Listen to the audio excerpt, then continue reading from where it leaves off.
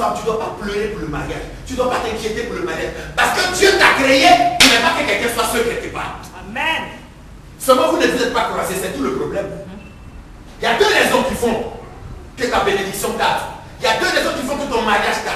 Soit tu n'as pas encore croisé Adam, ou alors il y a des forces mystiques qui t'empêchent de le croiser. Deux raisons. Je répète, si tu es femme, que tu n'es pas encore mariée, soit tu n'as pas encore croisé, ou alors il y a des forces mystiques autour de toi qui font que tu ne rentres pas. Mais tu ne peux pas t'inquiéter pour le mariage parce que tu justifies le mariage. Tu es né pour le mariage, tu as été créé pour le mariage. Alléluia. Amen. Alléluia. Amen. En créant Ève, Dieu venait d'instaurer le mariage. Alléluia. Amen. Alors, ma soeur, ma fille, si tu n'es pas encore mariée, il faut te poser une question. Je dirais même trois. Est-ce qu'il n'y a pas de forces mystiques autour de moi qui m'empêchent d'entrer dans mon mariage? Est-ce qu'il n'y a pas de problème spirituel, mais je n'ai pas encore croisé mon mari? Ou est-ce que je suis une femme selon Dieu?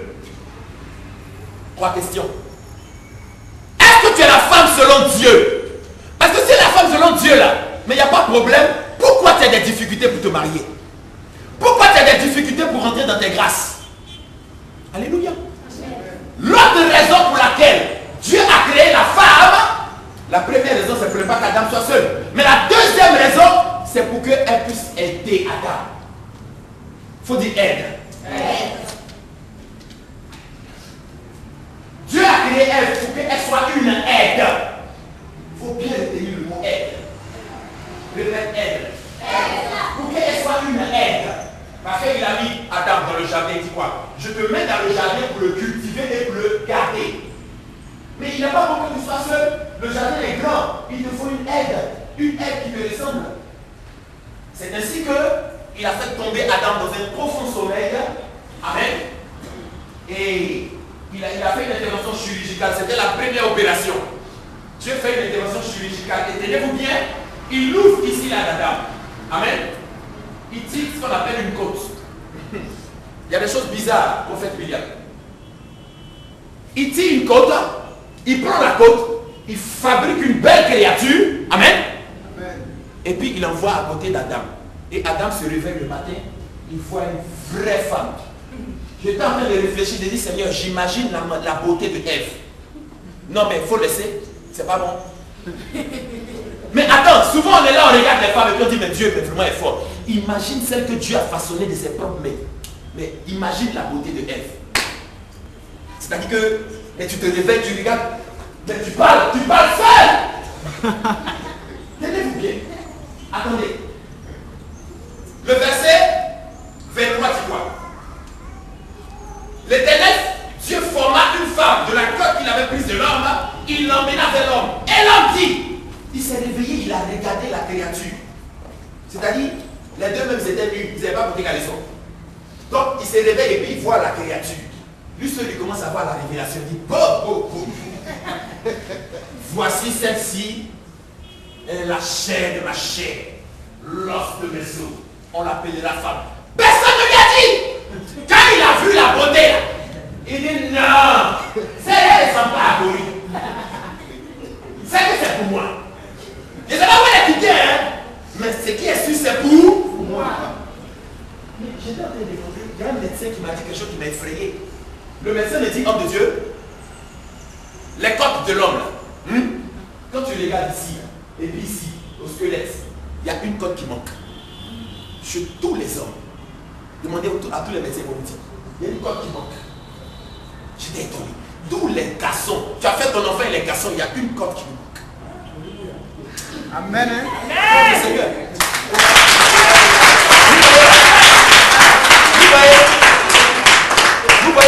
Vous voyez que la Bible ne ment pas, hein?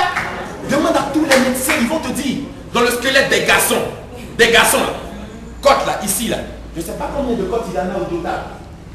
Je ne sais pas. Mais en tout cas, tu comptes là, il y a un qui manque. Ça veut dire quoi? Sa côte te balade.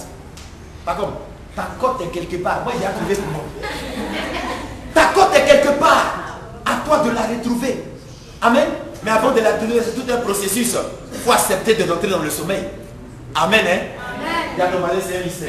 C'est un mystère. C'est dans le sommeil de Dieu. Ah! Jusqu'à ce que tu sortes de ce sommeil que tu regardes la Baïkatou. Quand tu regardes, tu dis, mais attends.